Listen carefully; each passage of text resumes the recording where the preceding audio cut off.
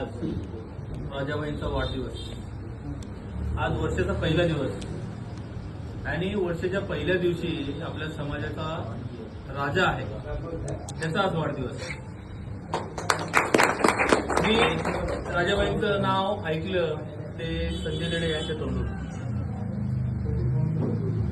अतिशय सुंदर असं व्यक्तिमत्व समाजावर जे होणारे अन्याय अत्याचार वगैरे आहेत ही मातंग समाजाची धडाडणारी तोफ। मग संकट कसंही असू दे त्या संकटावर मात करण्याची जिद्द ठेवणारी ही तोफ।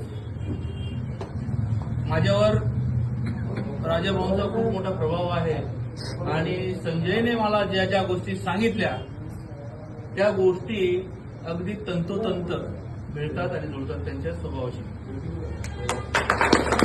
समाजाचा बुलंद आवाज जर असावा तर असा असावा।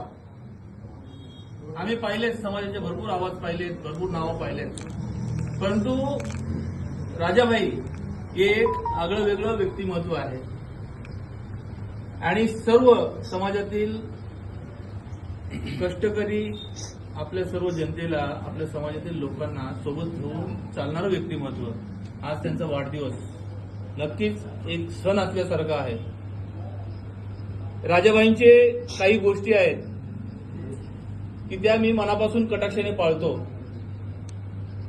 त्यांची आणि माझी मुलाखत आपण जयंती झाली त्यावेळेस मी सूत्रसंचालन करत होतो। त्यांची माझी ओळख त्या ठिकाणी फेस टू फेस अशी झाली, नाहीतर माझ्या जवळ फक्त राजाभाई सूर्यवंशी एवढेच होते। परंतु त्यांची कीर्ती मी वेळोवेळी बघत होतो। माझ संघटनेच्या माध्यमातून संपूर्ण महाराष्ट्र काय संपूर्ण भारतामध्ये त्यांचं नाव आहे। जर आपल्या समाजाची माणसं अण्णाभाऊंचं रशियामध्ये नाव जाऊ शकतं तर राजाभाईंचं नक्कीच भारतामध्ये तरी असणार।